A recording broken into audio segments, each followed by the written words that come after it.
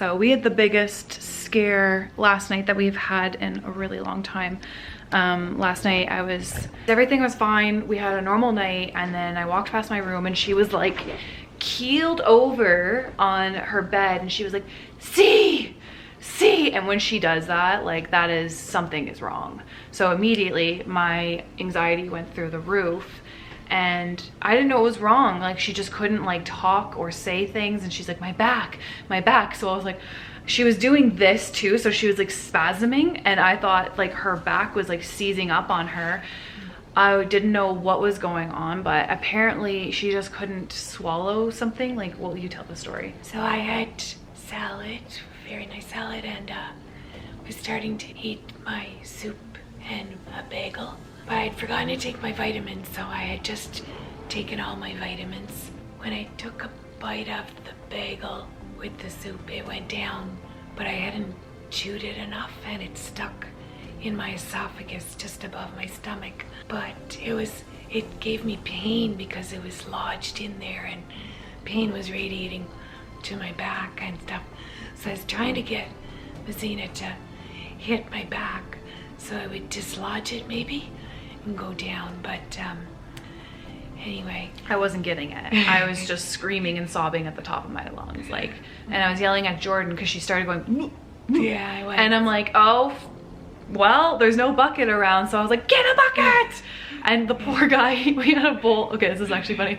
I had the bowl out with like just like the salad in it, like the romaine was like cut up in it, and he dumped out the salad on the counter, ran with this bowl and got her, and she just started like vomiting, which has not happened in a really long time. Like, I can't remember the last time you got sick like that. So anyways, but she was like spasming, she was like in pain, and I was just trying to hold her up. I didn't know what was going on. Like, I thought, I don't even know, like, I thought something had happened. Like, first I thought she was like crammed up in the back or something, in her back or something, seized up on her, like a muscle just like tensed up. I didn't know what was going on. And then she started getting sick, and then we got her some water, and literally when she was trying to swallow the water, it wouldn't go down. Like, it was like gurgling, like it was like you could hear it in her throat, and it was like gurgling. I was like I can't even like remake the noise. It was so weird. The weirdest thing. Like, I've never heard those noises before in my life. Yeah, the water was trying to go around. Whatever. Anyway, there's something wrong with my esophagus. It wasn't slippery enough. Yeah. So it pressed on her stomach, and she was super bloated, like really bloated, more than ever. And I pressed where her liver is, and we assume it would be happening, something's wrong with her liver. And what I think could have happened, I did some research afterwards, and typically whenever somebody has something going on with their liver, bloating is a very common symptom of that. So I did a little research, like maybe 5 minutes, like it didn't take me very long to figure out. So it's either one of two things. It's the cancer in her liver has been spreading and it's getting worse, so it might be caused by the cancer itself. Or what I personally think would make way more sense is it was her very last day of chemo, and she's been on full dosage on this new medication, capecitabine. Capecitabine? Yeah. That's how you say it. Capecitabine. So I think because it's like her 3rd or 4th cycle, maybe it's even your 5th. Maybe, yeah. It's been a few cycles anyways, and she was taking to it really well. But I think since it's been started, it's been accumulating over time, because there's a lot of toxins and stuff in these chemotherapy drugs. Like, yeah, I think it's ironic that they call it chemotherapy, but anyways, it's like toxic bombs, actually, I feel. Anyways, I think over the span of this cycle and just it being her last day, that there was too much toxicity that her liver quite literally just couldn't filter through. And we're very lucky that you didn't go into like liver failure or anything like that. That's mostly what I was worried about, because you weren't able to swallow anything, and I think her liver was just like, enough, I'm done. But at the end of the day, I'm not a doctor, and I don't know what actually happened still to this moment. We were ready to go to the hospital if needed. I was ready to go to the hospital, and she's like, I'll let you know. I'm like, okay. So anyways, we've been having, that's, I think honestly was a cause of the medication. And then she's also been having some swelling, her hands have been quite damaged, swelling up to the point that she can't really use them the same way she was able to. Like she used to do the dishes most nights, and now she's just like, I need to skip because her hands are in so much pain, which is really unfortunate, but they're starting to crack. She's starting to get the side effects. I used to use ice packs to cool them down. Yeah, in order to keep them cool, she has to keep them on an ice pack. Her brain, your thinking is just kind of like, I feel like you're just a bit hazy. Yeah, not as sharp as I was, I can tell. I have to concentrate harder to do an email or something.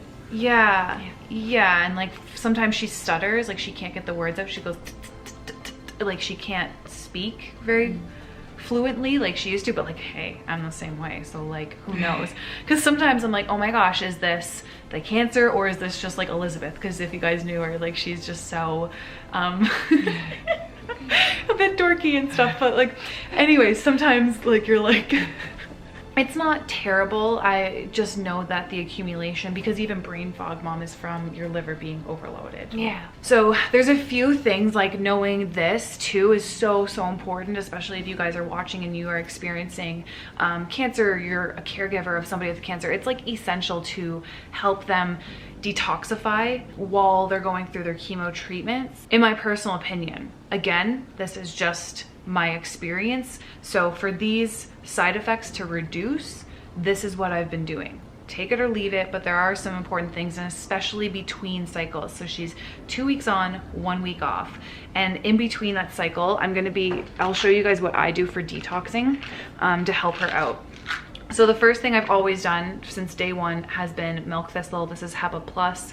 This one also has the intelligence complex in it, which is completely exclusive to this company, USANA Health Sciences. So if you guys want to check that out, I'll leave a link for this, but this one also helps recycle and renew the mitochondria. And if you guys know anything about the mitochondria, it is what's responsible for basically converting food into ATP. ATP is your energy. So that's why they call your mitochondria the powerhouse of the cell, because it quite literally is what is responsible for producing energy. So this has been since day one. This I will stand behind for the rest of my life. I personally take this product every single day because our liver is the second largest organ in the body. It does a lot, and it is responsible for filtering through a lot of toxins, and it gets overloaded because if you could think about it, even like pesticides, any of our toxins in our air, the things that are in our foods, anything that's processed, even just pollution, like we're constantly absorbing things. Like there's chemicals in our skincare, some of them.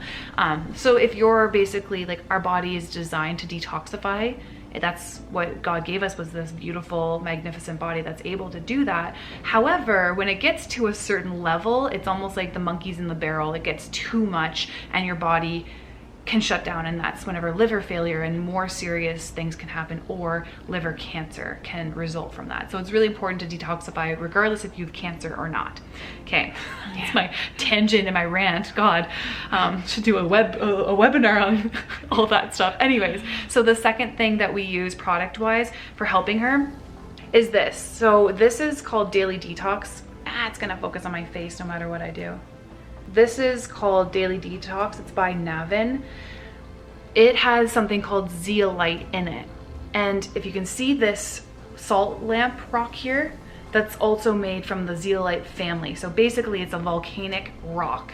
And what it does is it is a magnet for toxins and chemicals and compounds that are actually quite toxic to our body. So what it does, it has a chamber in it. Time for me to take some. Yeah, time for her to take some. So what it is it has actually like a chamber in it that will trap the toxins, and this will pass the blood-brain barrier. So if you guys know anything about the blood-brain barrier, it's really difficult to find anything that will pass that, right? So it's our body's way of protecting itself from that. This is one of the very few products that can cross that. So this product, I regretfully need to do a full review on this because I have never seen anything like this. And once she started taking this within 2 weeks, that's whenever her neck, you guys probably maybe remember in the last couple of videos, I showed you guys how the tumors in her neck just started disappearing completely. That was accelerated after she started taking this. They started decreasing a little bit before we took this, and once we started taking this, that's whenever I started noticing drastic changes. And I've been so busy, I haven't been able to review this product. I want to give it its own personal video. That's how powerful this stuff is. It needs its own separate video, and maybe 10 other ones, because this stuff has been incredible. I've actually started taking this, but she went on an emergency dosage with this. It was about 10 drops, 12 times a day. So there was quite a few, so we had to get a bunch of bottles, but this has been a non-negotiable. Like, we can't run out of this, or I don't know what we'd do. Because before, I think honestly, I kept saying, I'm like, Mom, if it wasn't for this product, I don't think you'd be reacting to the chemo as well as you are, because they were baffled. The fact that she wasn't having any of these side effects until now, like, they thought for sure the first cycle that she was going to be on it. Like, I remember the nurse like examining her hands being like, whoa, like they probably thought that she wasn't taking her medication, honestly. So that's how powerful this stuff is. And then the third thing right now, I literally just got this yesterday. So I don't have any experience with it, but I am quite impressed with it. Again, this is another one that will pass the blood-brain barrier. So this one is Virad Chem binder. Okay, Virad Chem binder. This is supposed to attach to chemicals, radiation, that's what the rad stands for, and viruses, and trap them, and this one also will pass the blood-brain barrier. So that's why I got this. We're going to be doing a parasite cleanse, and as I was on the phone with the person helping me check out, I forget, oh gosh, I know she's a health professional in some way, I just don't remember her title. So anyways, I'll probably link it below, but you do need a licensed person for this, so you can't just get this anywhere. I will put the links for these two things, and you guys can just go through the cart and purchase that if you need to. They're two separate companies. This one you need an actual practitioner for. So I had a connection. I can connect you guys to. Just email me. I'm gonna put my email below because I want you guys to have support. But again, I don't have any experience with this yet. I'm quite hopeful that it will help her detoxify while she's going through the week off of her chemo. And then we're also going to request that her chemo dosage gets taken down a notch, because I think it's at its full dosage at the moment. And she's super tiny. You're at 118 pounds now. Yeah. So I can feel my ribs where they see the we've ribs. discovered why she's losing so much weight. They don't really tell us this stuff. Like, you have to go research all this shit on your own. So here I am trying to tell and help you guys as much as I possibly can. But part of the reason whenever people get cancer and they lose a lot of weight is it's from cachexia. Cachexia. Sounds beautiful, but it's actually quite awful. It's whenever the cancer cells are starving the healthy cells and depriving them of nutrients, because the cancer cells and the healthy cells are basically in combat. So they're both fighting for the same fuel source. So typically the cancer cell will start stealing that and basically depleting the entire body of nutrients that it needs, and then, you know, they start losing weight. And that's whenever you'll see cancer patients, like, they'll be like frail, and they'll see their jawbone, and they'll be like, their eyes will be sunken in. Once they get to their very last stages, like, you'll notice that their cheeks get sunken in. So it's quite scary. Typically people don't die from cancer, they die from cachexia.